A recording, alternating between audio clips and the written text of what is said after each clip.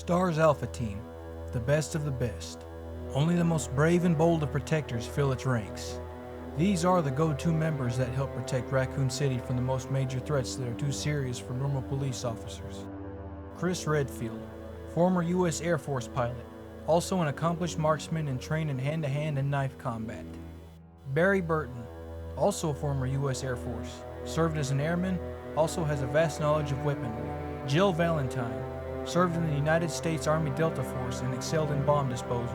Joseph Frost, ex-Navy SEAL and Gulf War veteran.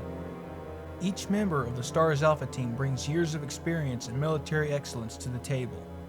And then there's Brad Vickers.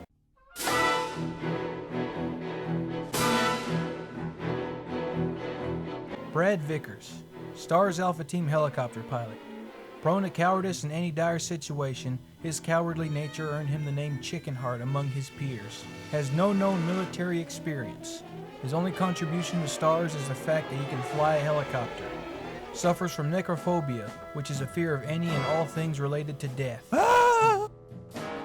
Seeing that he is in police work, an occupation that occasionally revolves around people killing other people, you'd think they'd make him guard the helicopter instead of flying it. How was it that this man was handpicked to join a team of ex-military badasses whose sole purpose was to be fearless in the face of danger?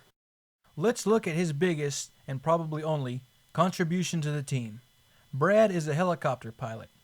It's a wonder how someone with the fear of death would willingly want to pilot something that could cause death. A helicopter flies several hundred feet in the air and moves via four rotors spinning at speeds of roughly 750 miles an hour. He must like flying helicopters so much he doesn't care about the risk, or he just never looks up. As for being a member of STARS, perhaps they just intended him to be a pilot and nothing more, so the job description was just fly teammates to and from missions.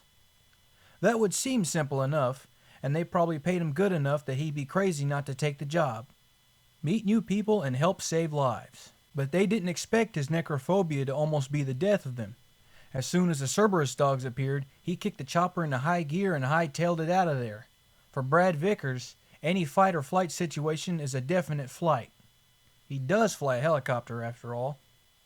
It's not stated that Brad has any military experience, but that might have been how he became a helicopter pilot. From what I've researched, in the United States Armed Forces, candidates need a bachelor's degree in order to apply for flight school. Becoming a helicopter pilot in the Army does not require higher education or prior enlistment. So Brad might have been in the Army just to make it easier to fly helicopters in less time. The Army has a program called High School to Flight School, which lets high school graduates apply to become a warrant officer, a rank needed to attend Army Aviation School.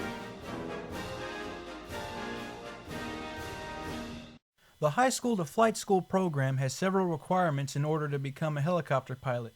One of the requirements being 9 weeks of basic training and 6 weeks of warrant officer school. So Brad must have some basic combat skills, both armed and unarmed.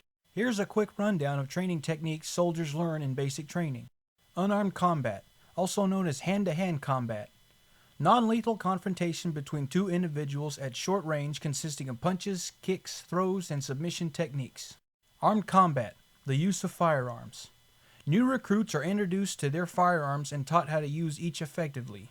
They start off with assault rifles and move on to grenades, grenade launchers, anti-tank weaponry, and large machine guns. Brad should know how to defend himself with and without weapons. It's basically a requirement in order for him to get his foot in the door of flight school.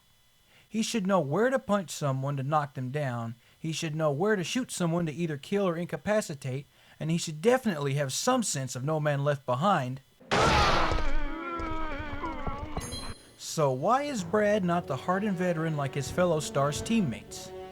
His biggest assets were no match for his biggest flaw. His necrophobia was more than likely the thing that killed him in the end. Zombies, undead dogs, demon crows, and a giant patchwork man slowly pursuing him through the night with intent to kill? Brad never stood a chance. He was doomed the day he moved from his beloved home of Delucia to the soon-to-be undead wasteland of Raccoon City, where he would become the thing he feared the most: living dead.